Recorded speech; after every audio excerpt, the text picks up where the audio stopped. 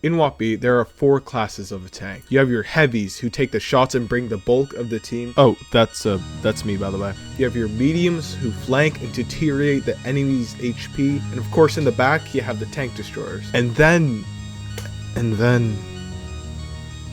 there's light tanks. Fast, nimble, and HEable. Light tanks are very important to wotb, as we'll see later. Now, before we go any further in today's video, I need you to understand that when I say light tanks, I mean the tier 10 variant, not the tier 8. They have it much worse, and the tier 9 are just tier 10 light tanks, but on Down syndrome.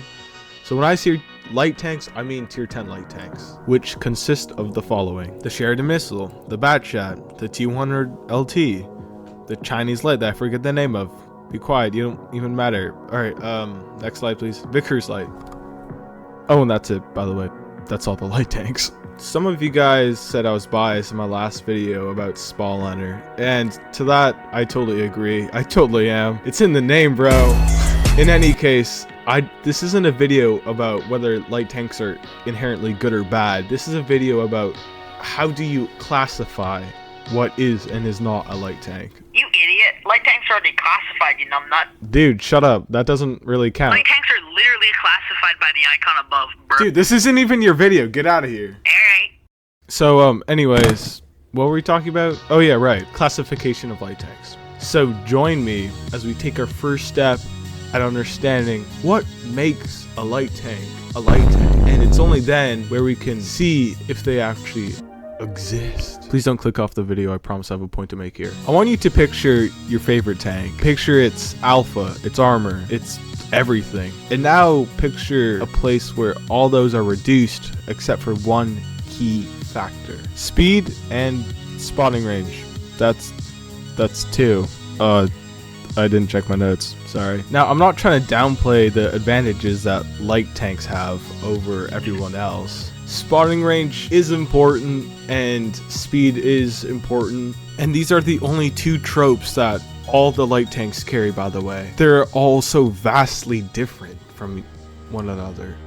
For example, the Sheridan Missile has a 560 alpha and is played more like a pseudo tank destroyer. The Vickers light is literally just a medium. The Batchat is just a clipper, and the T100 LT is just a pancake. Trying to classify light tank is like trying to fit a watermelon through garden hose. This isn't just a problem for light tanks, by the way. This is a problem for the entire game. That's why we've developed subgenres of tanks. We got Heaviums, we got Assault TDs, Super Heavies. We got a bunch of these different cultures within one certain group. And that's true for light tanks too, even though not everyone sees it. Just like how an E100 player and an AMX 50B player would play different, a Vickers light player and a Sheridan player play different. And with that knowledge, we can now answer the one question I've been looming over for the past 3 minutes. What is a light tank? Or, with a little bit more of abbreviation, what is the role of a light tank?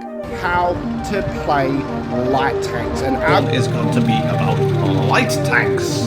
T100 LT, that is a general purpose light tank like the Batchat. 3 types of light tanks in World of Tanks Blitz. We'll be showcasing the Vickers light texture. Yes, those oh so glorious British light tanks that everyone seems to be very fond of.